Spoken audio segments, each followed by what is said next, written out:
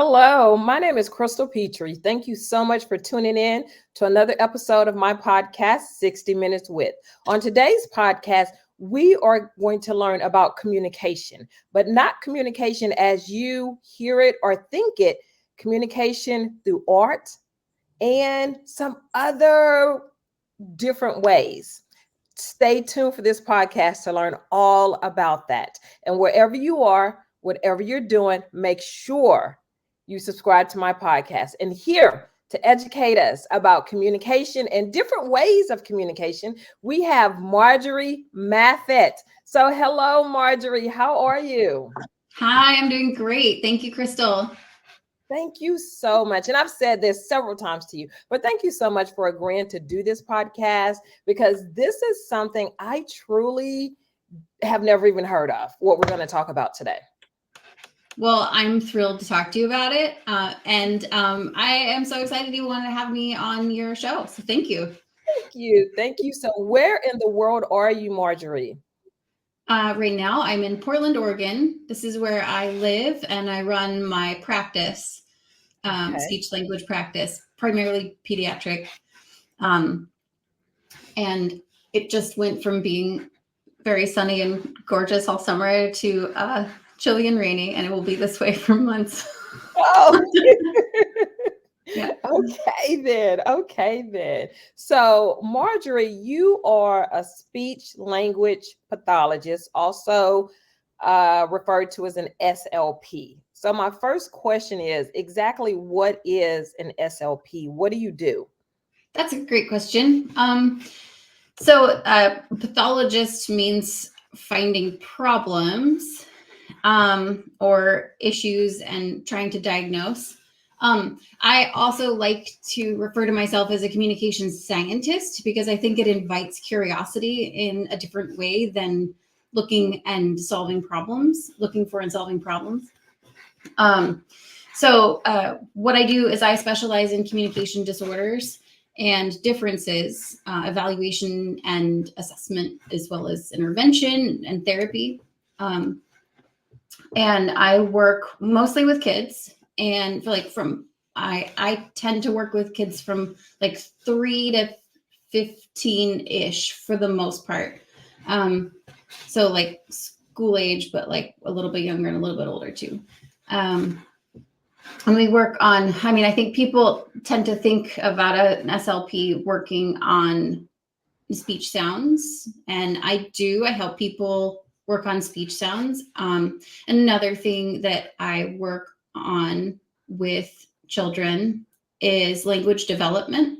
So sometimes kids will need a boost or need intervention for developing language. Let's see, another thing is stuttering or fluency, and I might help somebody with smoother speech, but I think an important thing that is that people are really diving into is acceptance around differences in communication. So while I work on all of these things and social communication, like learning how, to more smoothly interact with others, and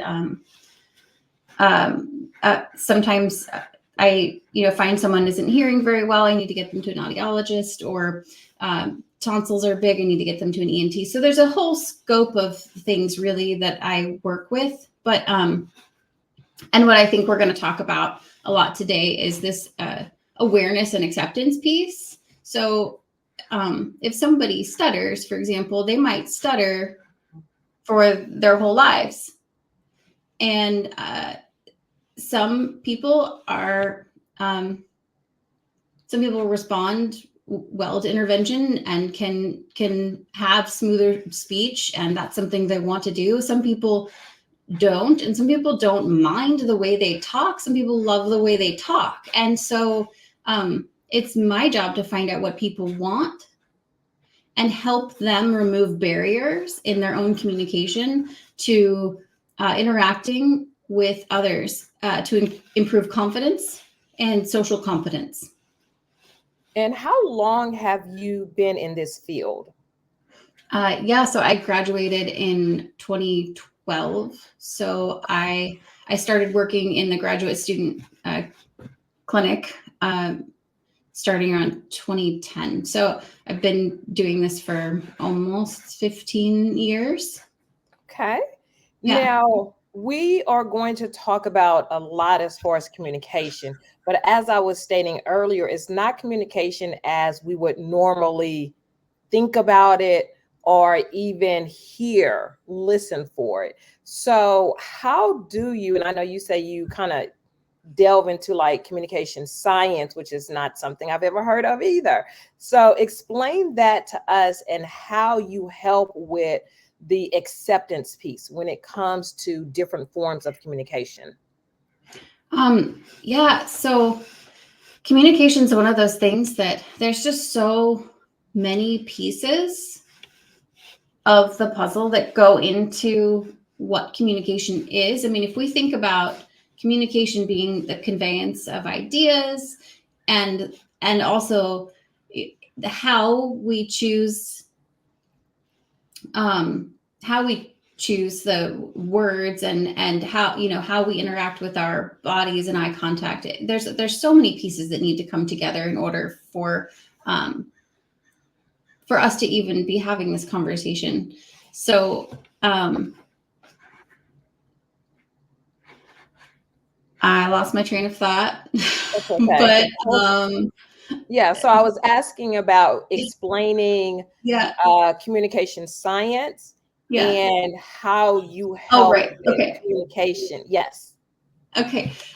So there's so many pieces that go into communication. So I think we tend to think of the communication just that tip of the iceberg, like what words, what sounds, but really everything that's underneath the iceberg, right? Like if you think about an iceberg, it's only that top little bit that shows.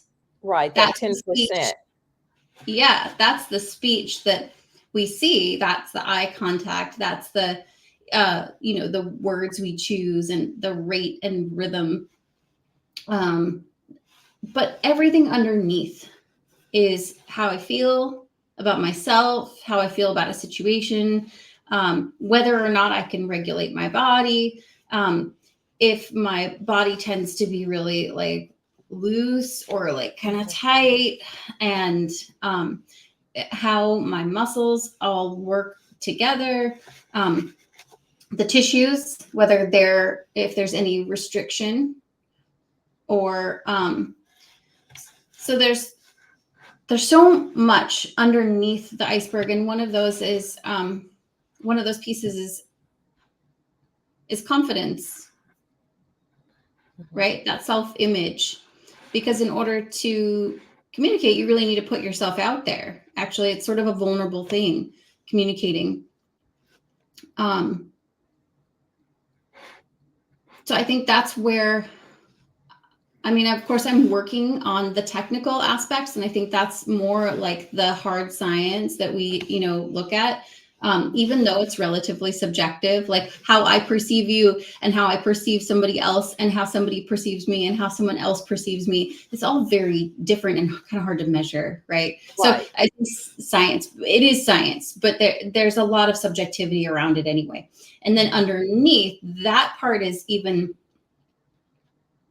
well, there's scientific aspects to all of that too, right? You have musculature and movement and all of that, but that squishy area around feelings and how I feel about what I'm talking to you about, whether I'm nervous like I am now, right? Or whether I'm feeling, whether I'm doing something I'm really comfortable doing, or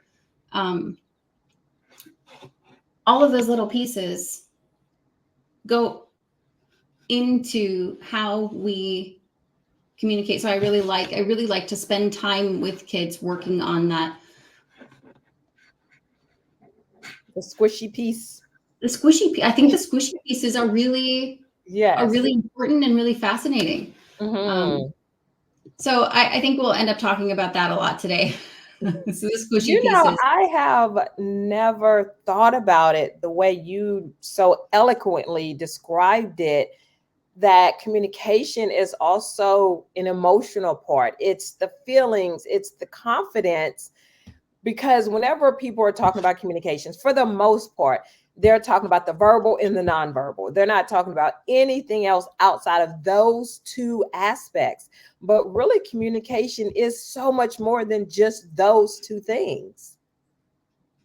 Yeah, I think people do tend to think about, like, when they say, "Oh, you're doing speech, so you're working on sounds," and I think that's a big piece of it. But for many people, but if I'm working with somebody, let's take a case where a child is pre-verbal and on What the does that autism mean? spectrum. Okay. Pre-verbal, so they're not talking yet, and maybe the trajectory for talking is unknown.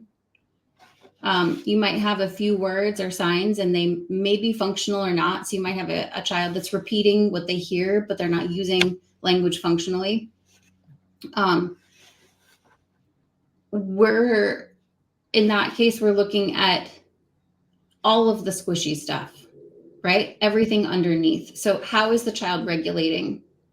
What does the child want? How can I get that child to show me which pants they want to wear? Because that's power, right? Like, language is power, and our ability to make choices in life is what gives us that sense of identity and the confidence to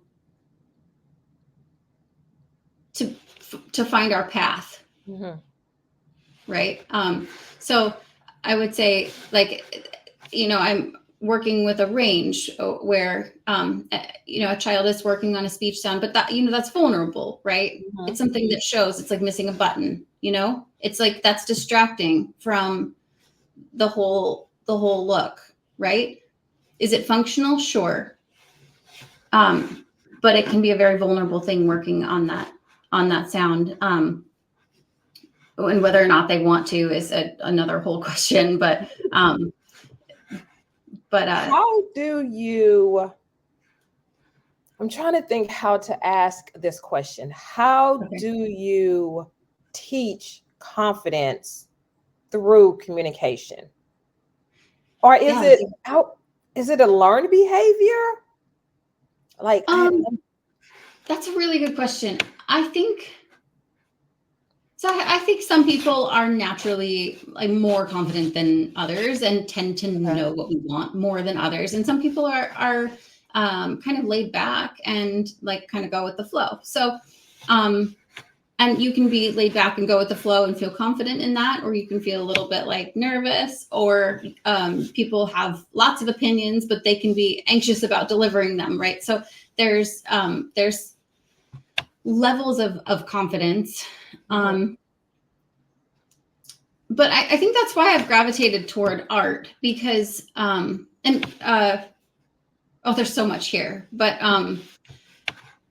it's a way to sort of externalize some of these things that are a little bit more abstract, right? Like, confidence is such an abstract concept. Learning can be an abstract concept. Communication also kind of abstract. And we're working with kids who are pretty concrete, really, like, tend to be pretty literal, especially when they're younger, or if they're like socially dispositioned toward, like, being more literal, like some people are more than others. So having that concrete piece, to take that process of learning outside of your body and be able to look at it is a huge tool. And so that's why I'm so excited to talk to you about this and how I use art in my practice, because I think different SLPs use different ways of, I met somebody who used yoga a lot in their practice because it was a way to move and a way to ground. Other people do a lot of, like, cooking or science experiments. And these are, like, really great examples, I think, of people doing, like, really functional tasks with communication, not just, like, drill practice, right? But which sometimes you need, but communication is a tool, right? So we want to be practicing using it. Did I answer you? Yes, yes, you did. Okay. How do you use art as a tool to help children express their emotions? That's a really great question. Where do I want to start with that? So we're talking about building confidence and Right. social competence, right? So emotional state and regulation is a huge part of that, right? So knowing so I'm a child and I'm in your class, right? Knowing if so you tell me to read a page, or stand up in front of the class and talk, Oh my or goodness. do any of these sorts of things. So imagine you're a child and you're asked to get up in front of the class and talk, and you have a communication disorder, or even a communication difference that doesn't register as a disorder, but you feel uncomfortable about it. Yes. Being able to recognize your state. Oh boy. Feeling a little anxious about that. Yes. Being able to check in with that. Then I know, I feel anxious. What are my tools right now? I can take a deep breath. I can take a movement break. I might need some water real quick, and then I'm fine. I can just go up and talk. I might need to go talk to the teacher and say, I don't feel comfortable doing this today. Can I present to just you? Or so knowing your state allows you to advocate and again, make choices about how you want to show up. So how do I use art? So many ways. I think a really good one.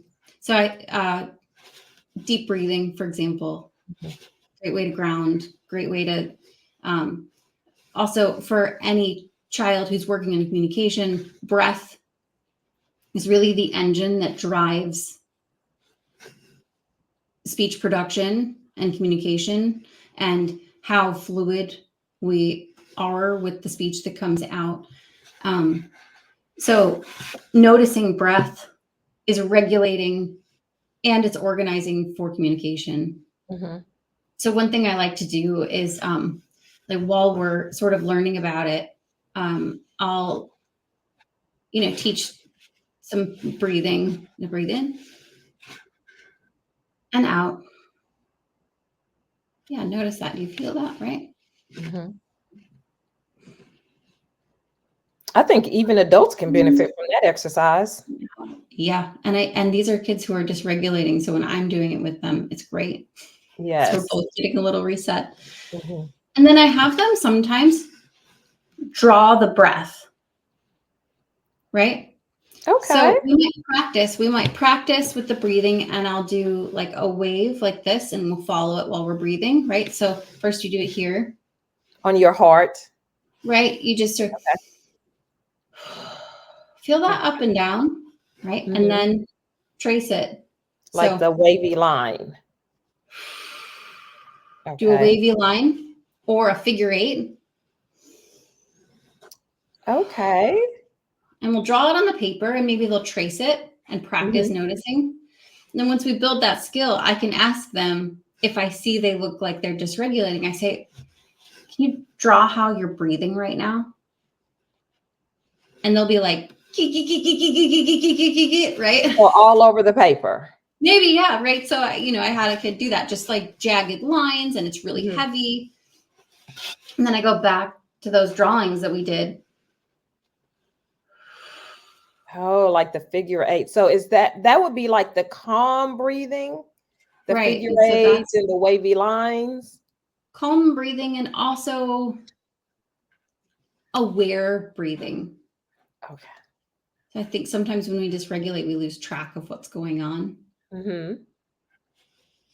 And giving a concrete visual and the experience to focus on helps us pay attention to what's going on. So practicing calm, but also noticing the difference between calm and like The all kinds jagged. of other feelings, big Yes. feelings, right? Yes. Tense or like, you know, so that's one way. Mhm. How does that Yeah. help with the children communicating to their parents? Like Mhm. your art and how you're having them draw the figure eight, the wavy lines, or perhaps like the jagged, sharp edges. How does that help with the communication from child to parent or vice versa? I think this is a softer skill Mhm. around communications. This is more of the regulation piece. Okay. I think it can turn into a game, though. One of the nice things about art is it lends itself to play really readily. I mean, we can like do art and like make a thing and like Right. make it look like a thing, and like we can get all kinds of wrapped up in that. But just like art um, as a venue is really open in terms of possibility. So Mhm. if we're a parent and child, I could do, I was assuming a therapeutic role in that last situation, but I Right. could do the same thing as a parent. I could be like, even if I'm upset, right? The kid throws their shoes and like we're 20 minutes late. It's just, we're just not getting out the We're door. all anxious at this point. We're all anxious. Everybody's undone, right? So then Yes. this is a good time for noticing. And one of those tools that I try to help children and families recognize that they have available to them is art. So in this moment, I can, as a parent, say, like, we're not getting anywhere with this. And I can grab a piece of paper, I can sit down on the floor, I can ground my own energy, and I can start drawing. Yes. Almost every time, not every time, but a lot of the time, especially if things have been really tense and you just switch like that, Mm-hmm. sit down on the floor, you're at their level, maybe shorter than them at this point, and you're moving slowly, and you have your pencil and you're focused on the paper, the kid's going to come over, maybe check you out, see what's going Yes. on. And then you're inviting interaction. You've stepped down as the person who's authoritative or telling everybody what to do or trying to get out the door. You take the pressure off of that, and then you make an opportunity for relationship building and for play in that moment. So I might say,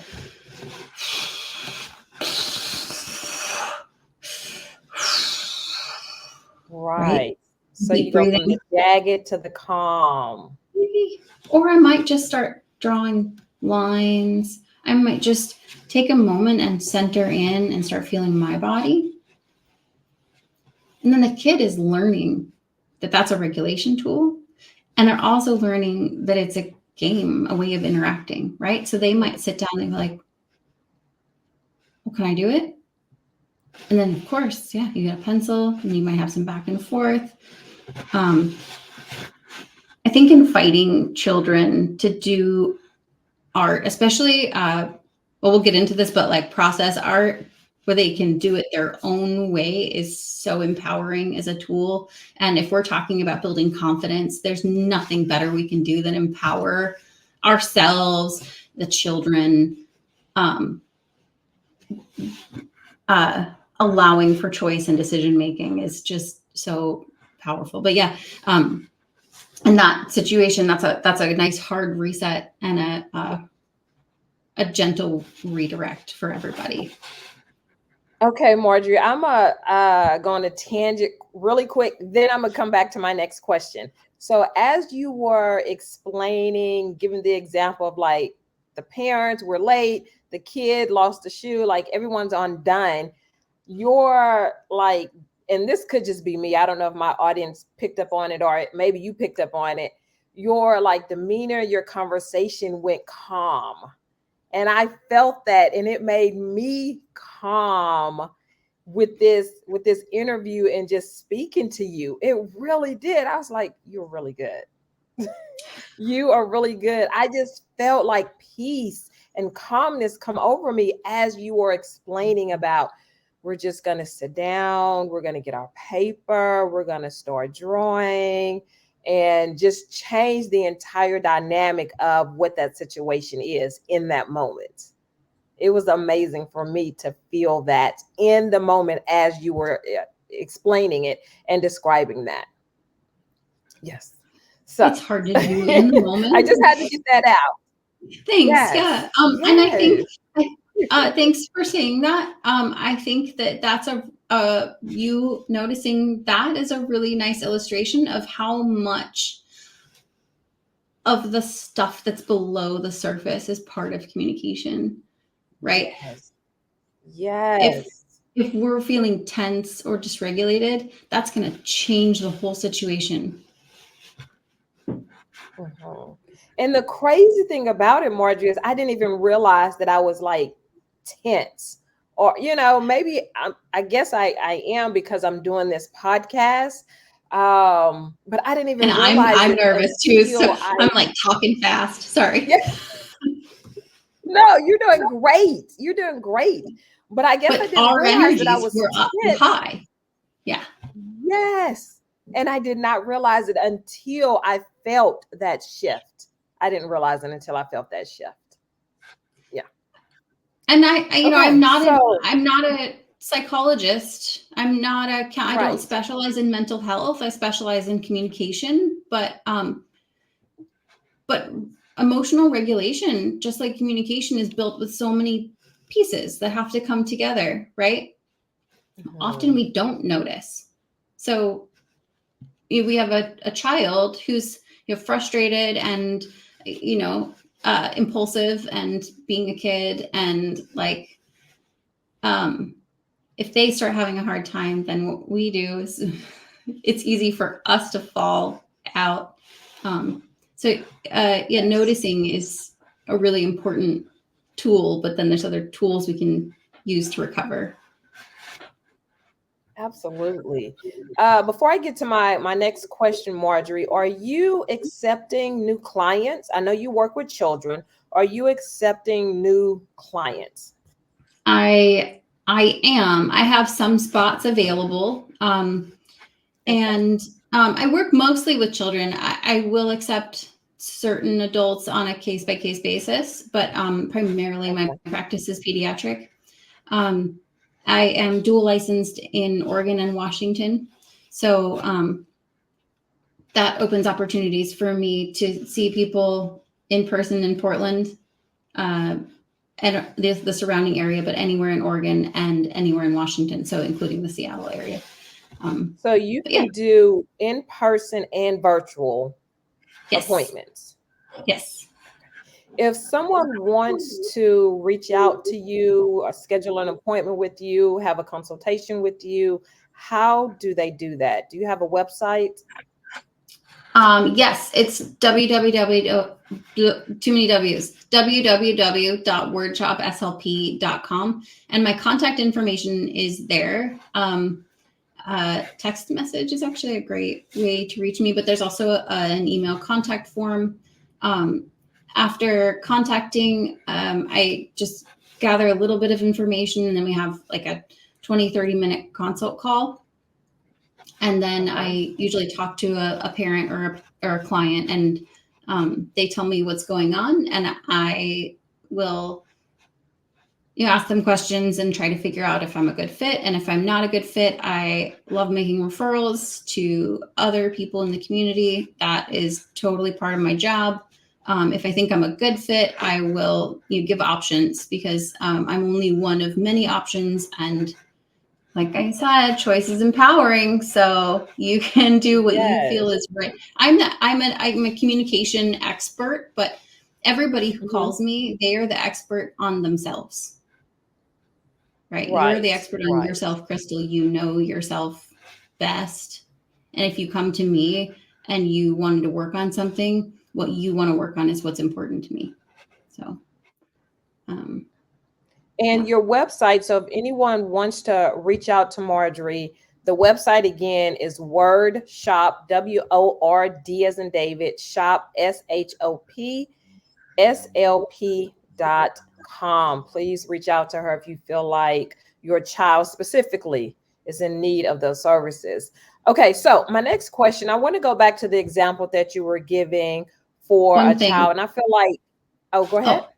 I was just going to say, I work on communication, but because speaking and listening are the foundation for reading and writing, I actually do a lot of literacy development as well. So I just wanted to like say that I made a comment earlier, like if you're the kid and you're asked to read a page, and like, so I was realizing that I didn't say I love working on literacy also. So, and that really goes directly to the question that I'm about to ask. So I want to go back to that example where you were saying, you know, you have the kid, they're asked to stand up in front of the class and read, or go to the blackboard or whatever it is.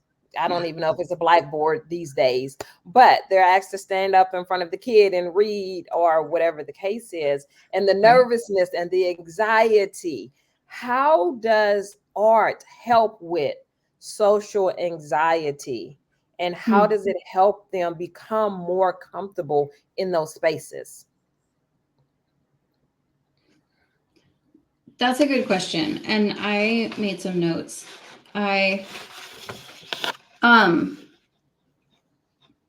So we've talked about art as a tool for re-regulating and organizing. It's a centering tool that can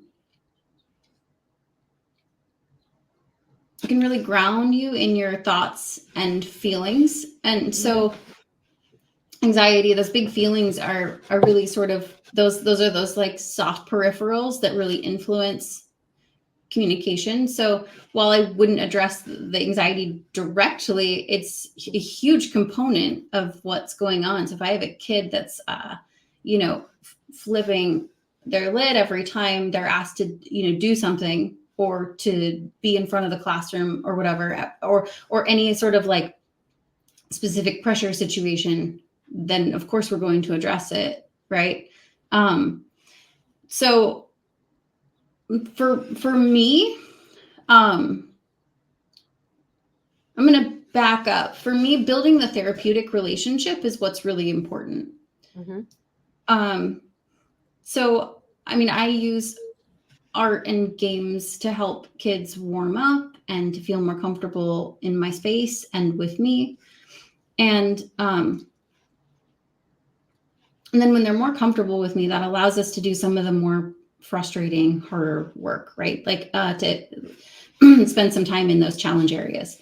So, I'm making art it's a great way to it's a great way to interact and build a relationship without a lot of pressure or demand. Like that example of the parent just sitting down and they're drawing. They're not asking a child to draw. They're not saying what to do. They're literally disengaging and sitting their own selves down to draw.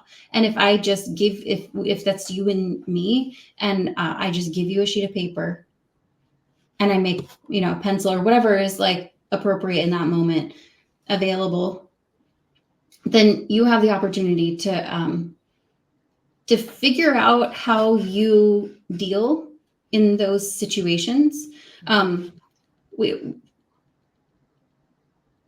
Like kids who are nervous, or kids who are easily overwhelmed or get frustrated, or art making is a way to practice noticing what's happening while those feelings are coming up. And having that relationship with the therapist allows them to know that they're held safely in trying things out. Okay. You're not going to get it on the first time. If like, I'll use a school example again. If we're dealing with a kid who runs, for example, something happens in the classroom and they run out of the classroom and they're gone. We're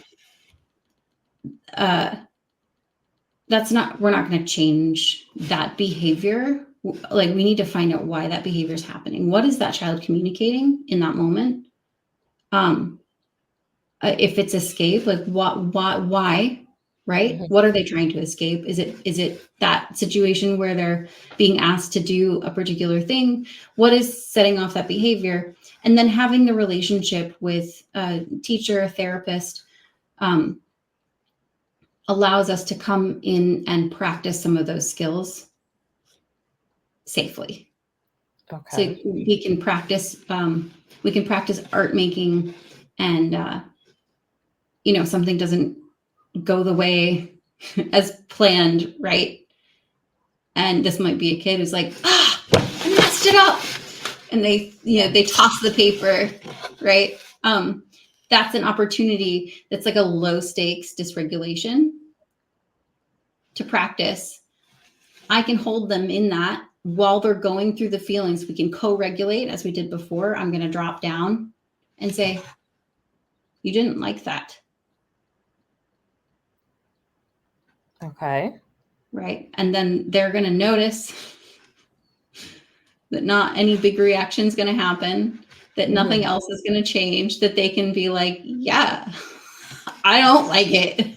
Yeah. And then I have the opportunity to say, well, that can be really frustrating. Or how do you feel about that? If they have the vocabulary, they might not have the vocabulary, and that could be another skill we're teaching. Right. So there's a lot of opportunity there. I wouldn't say that it's like an acute skill. Like a kid is like panicked. It's not like grab a sheet of art paper and go. Although it is a tool, it can be, right? Like, okay, well, do you need to like draw for a couple of minutes before you start the math test? Like, that might be helpful, right? It can be an acute tool, but I think it's more about, and this is why I love process art so much, and just the experience of making art rather than making art as a product primarily, is because it allows so many opportunities for noticing, for practicing. And a lot of the things that we have to practice in all the things we do, right? Especially if they're hard, they're all available within the context of art making, which I think tends to be a rewarding process for a lot of people. Not everybody's drawn to it. And in those cases, it's not as effective, right? If you don't want to ride a bike, then me making inviting you to ride a bike is not going to be fun for you, but we can try it, right? Right. Absolutely. There's a lot of opportunity. Oh, go ahead. No, it's just that I was just recapping. There's just so many opportunities in art making. I think, and I'm sure hopefully, this will come, and teachers already have so much on their plate, but I think that the education on the side of the teachers would be helpful for this as well. So if you do have a child that, is having a panic attack, or they run out the room, or whatever the case is, understanding, okay, let's sit down. Do you like giving them the option? Hey, do you feel like you need to draw to calm down, to regulate your breathing and regulate your feelings and emotions before you stand up, before you get in front of the class, before you answer this question? So I feel like it needs to be on both sides, with the child understanding that, as well as the teacher or the counselor, whoever the adult is in that situation as well. And I'm glad you said that. That's actually one of the courses I'm offering. It's not available on the internet yet, but I'm delivering it in person. And the gist of it is, it's less focused on art, although I do bring that in because it's a wonderful tool. But in helping teachers realize that challenging behaviors are a form of communication. Explain that a little bit more, please. Because normally, and Sure. I am not a teacher, to all of my listeners, I'm not a teacher. I've never been a teacher, but I know a lot of teachers. And they always say like the disruptive behavior, the outburst, they just send them out of the room, they send them to the principal's office. I don't think they look at it as a form of communication. Yeah, I think, and this isn't everyone, of course, but I think we tend to think of behavior in terms of compliance, and that it's a choice, right? But I can't tell you one child that wants to be bad. It's everyone, and like adults too, really. Most people are trying to do their best. So if I'm in a classroom and, Jimmy is pinching Kyle every day, and then, shoves him off his chair one day, and both the kids get sent out of the room. Like, that's the question, right? So why is Jimmy, what's happening there, and why is it only Kyle? Why is it only Kyle? Yeah. Right? So kids have challenging behaviors in a number of different ways. They can withdraw, and that one's harder to notice because that's not disrupting your classroom. But that is a form of communication too. So like Jessica doesn't do her work, doesn't talk to the other children, won't participate. That withdrawal is a challenging behavior, and it's communication. So also the acting out, so the shoving, the kicking, the yelling, the pinching, all of those are also communication. So these challenging behaviors happen for a number of different reasons, and it can be the need for escape, the need for attention or interaction of some kind. And I don't mean like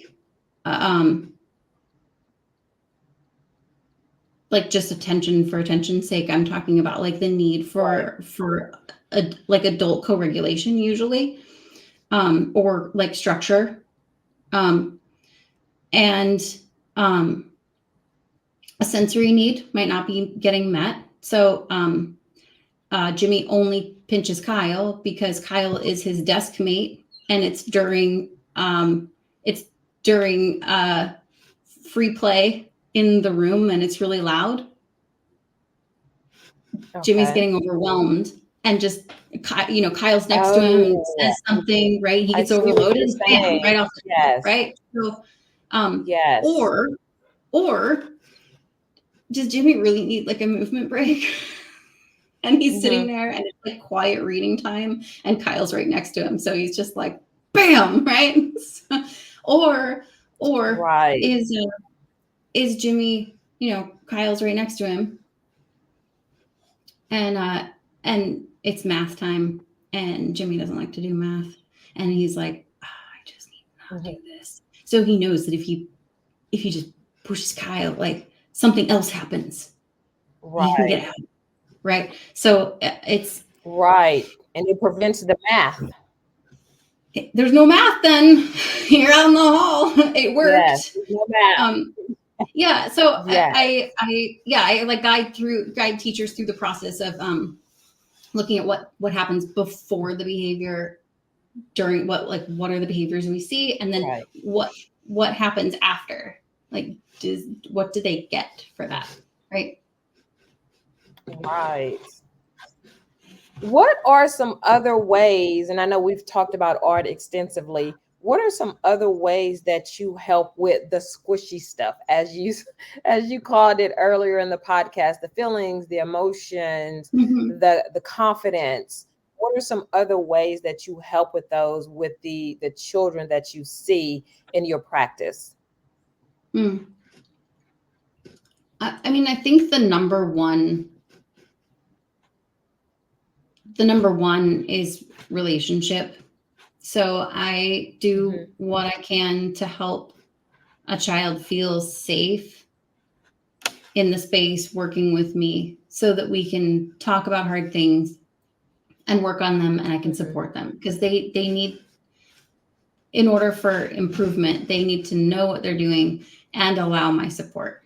So relationship building is huge. And then outside of that, well, two things. One, I'm looking at relationships between parents and children. So I'm noticing, right, that a parent's very directive, right?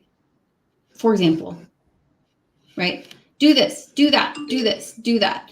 And I'm noticing the kid amp each time they're told what to do. And I notice in session with me, maybe they, you know, I'm like, hey, you can, I don't know, in an invitation, you can use these 3 pencils to do whatever you want with them. And they're like, do you have another pencil? Different one? You know, like, it's, like they're looking for like ways to get out of the, you know, the demands. And so I look at that interaction. I might talk to the parents about it and say, like, well, what can we do? And do you notice this? And so I like to bring the parents in and help them build the awareness of the squishy stuff, because they see it too. The kids see it, parents see it. It's right there. But sometimes when you're in it, it's hard to notice exactly what's happening with you and your own family. So I try to provide objective information. The other part is, while I'm building relationship and talking about relationship, I want to emphasize the importance of play. So that's why I like art, but I also have games and do like charades and movement. And, you know, not everybody likes art making. I think the people who see me tend to, because it's so like, that's what works. But we read stories. But play puts me down on a kid's level, right? Normally the adults are the ones like steering. They're the ones that understand all the pieces. Like, we're watching the cars, we're watching the shopping carts, we're watching the time. And so often children have not a lot of agency, but you need to practice agency in order to develop it. Yes. And when you say agency, what do you mean? I mean, like the power, like the ability to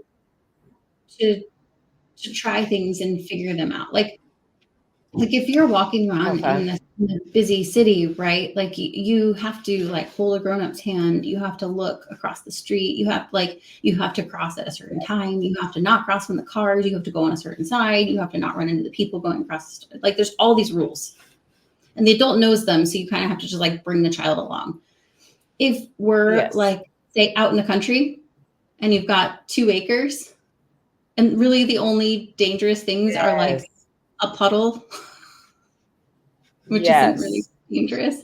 A kid can explore and, you know, like pick up a thing and be like, it's heavy and slimy and like, what is this?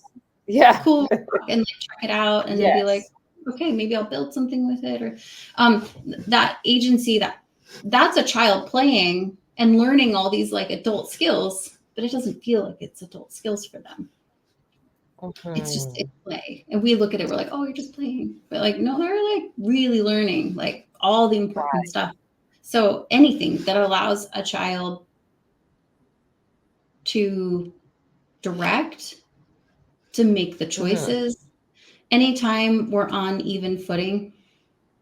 Like, actually, we talked about art, but science experiments. Science experiments are so good for this. Like, yeah, sure. And they're so fun. They're so fun. Like, I might need to like help with the measuring, but like, okay, so like the kid comes up with the recipe. They're like, I want to make fluffy slime. Okay. And then, you know, grown-ups like, okay, well, let's find a recipe, doing the things that like grown-ups are good at, right? Like, and then the kid's like, I want it to be like rainbow. And the grown-ups like, well, like that's I don't know if we can do that because like that's a lot of different colors, but sure, like let's figure it out. So in that moment, adult saying like, well, you can't do rainbow, but saying, okay, let's like, how do you want to do that? Like, that's a bunch of different colors. Do you want to make a bunch of different colors, or do you want to choose like 3? Yeah. Right? Like giving choices and allowing the kid to drive. And then you're joining each other in this process of discovery. What's going to happen? Mm-hmm. I'm not making a thing and then having a child copy it, like the traditional craft making. Yes. That's crafting, and it's a whole different thing. But like experimentation, like it's also like just filled with opportunity for communication too. Like, okay, well, we did this. Let's make a guess. Like, I wonder what's going to happen. I wonder. Those open-ended questions are the best for allowing kids to talk about it the way they want to. I wonder.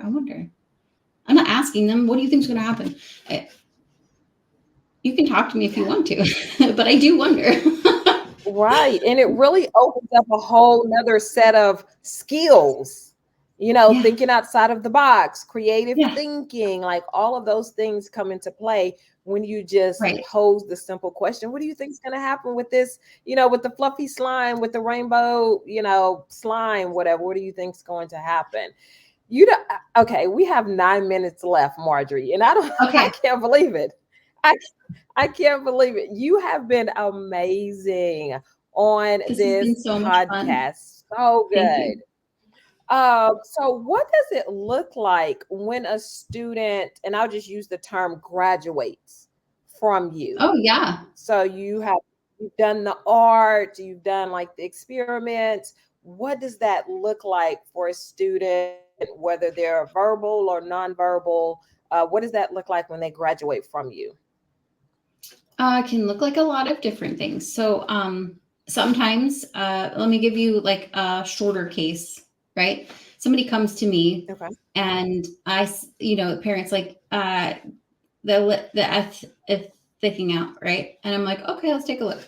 And I'm like, oh my gosh, there's a tongue tie.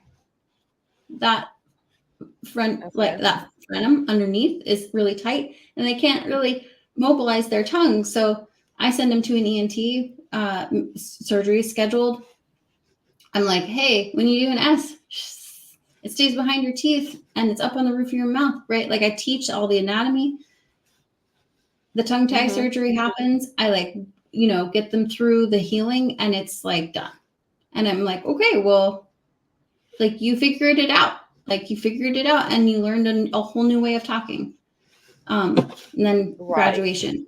There's other cases where I might be working with somebody with more of a long-term condition. So like a whole body, a gross and fine motor issue. So like, for example, somebody with cerebral palsy or something like that, where it's long-term and they can practice talking, they can practice walking, they can practice all of these different skills.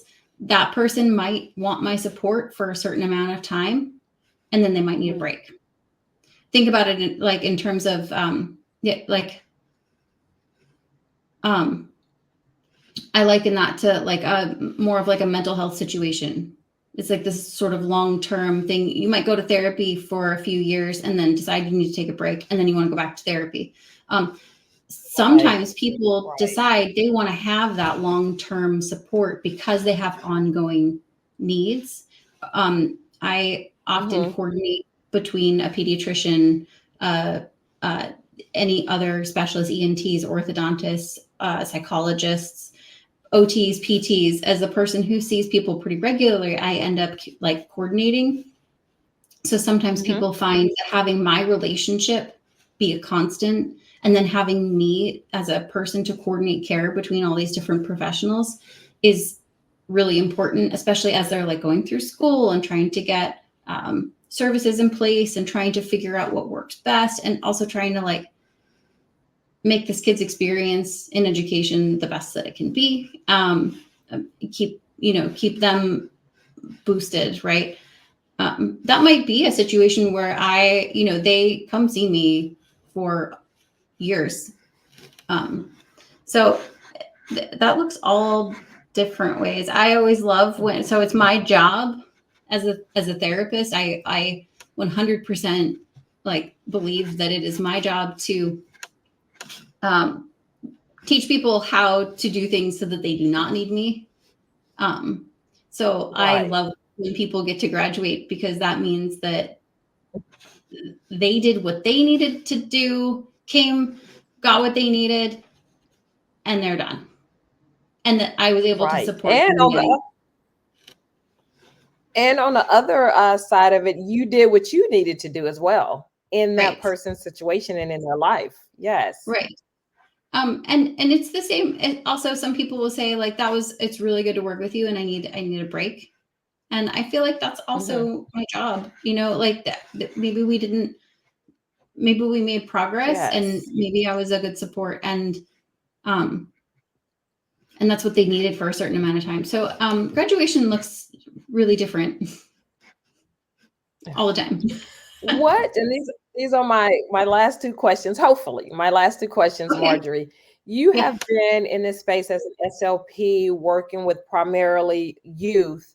Yeah. What would you say is your personal intention in this space, like your personal goal in this space?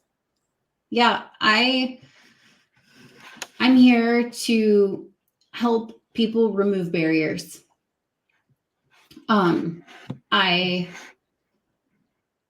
I believe in people. I believe in especially kids. Like kids are so resilient.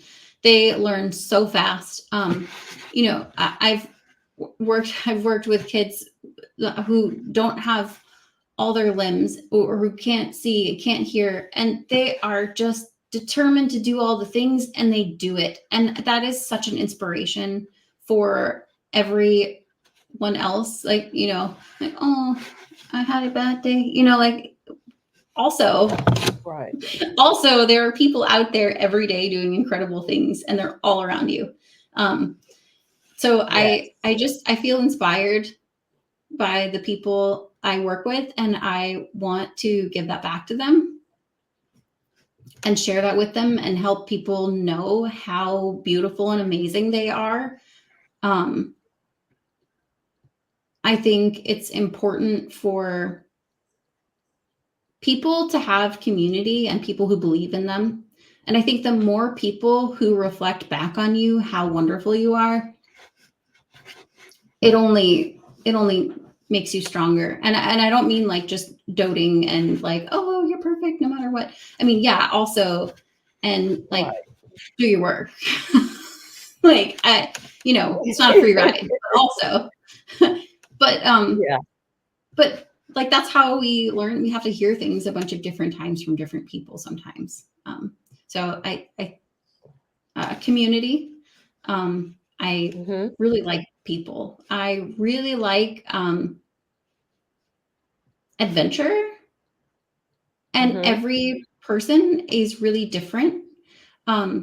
So what I have to teach isn't like yeah, I work in a bunch of different areas, but that part is the science, and I hold that. But the way I teach to each individual person, like that one-on-one work is it's so fun for me. I really enjoy how dynamic it Yeah. is, and I enjoy supporting people through these hard times.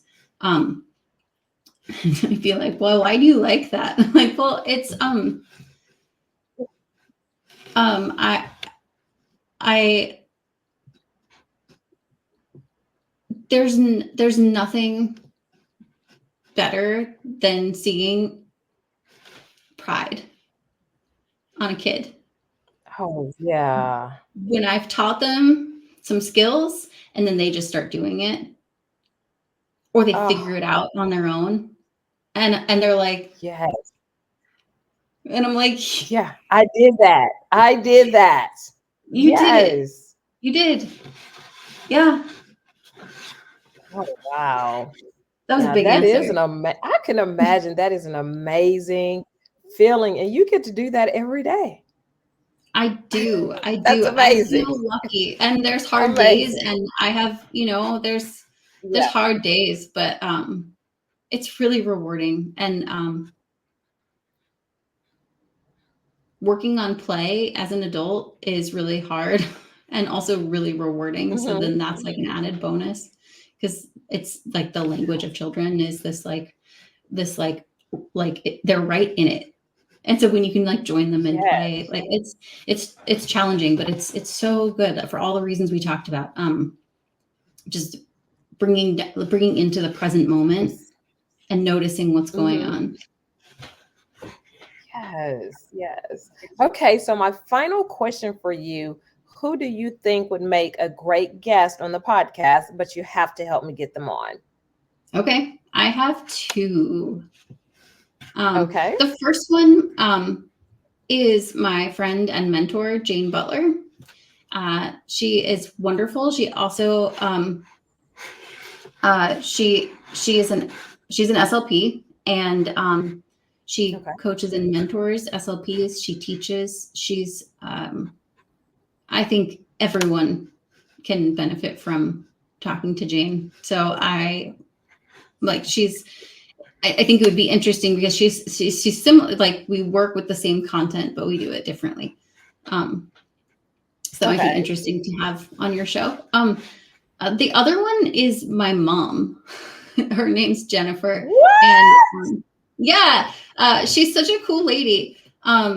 She is an artist, but she has a Okay. background in management, writing, illustration. She has like worked. She had a farm where she farms microgreens. Like she's just like can do all of these things, and I'm like, Mom, how do you make a garden so beautiful? In my 20s, Mom, I just want to make a garden. How do you do it? She's like, oh, you just take plants and you like put them in the ground and then they grow.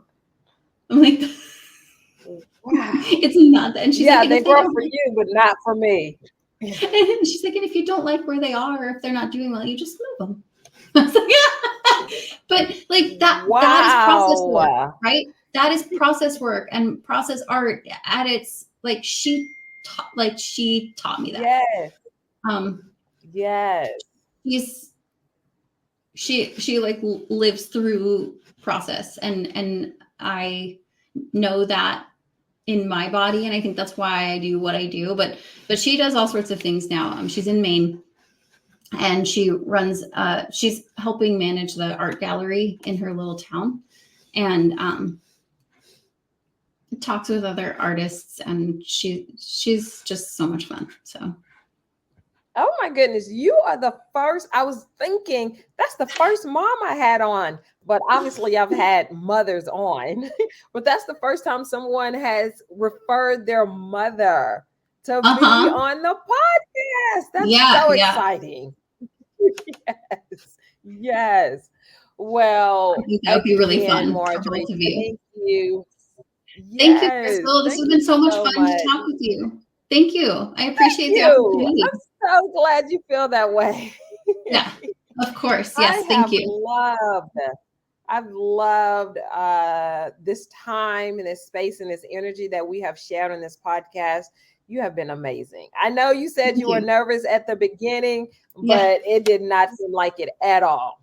At all. Oh, I just, nervousness is just energy to fuel what you're doing. Yes. But I really like what you're doing. I think this is really awesome. And I think you have really great questions. So thank you for sharing that out. Thank you. Thank you so much. I appreciate you, Marjorie. Yes. And to my audience and to my listeners, thank you so much for tuning in and listening. You can get Marjorie's podcast and all of my other podcasts on YouTube Podcasts and Apple Podcasts. And remember, you always have time to listen and learn on the go.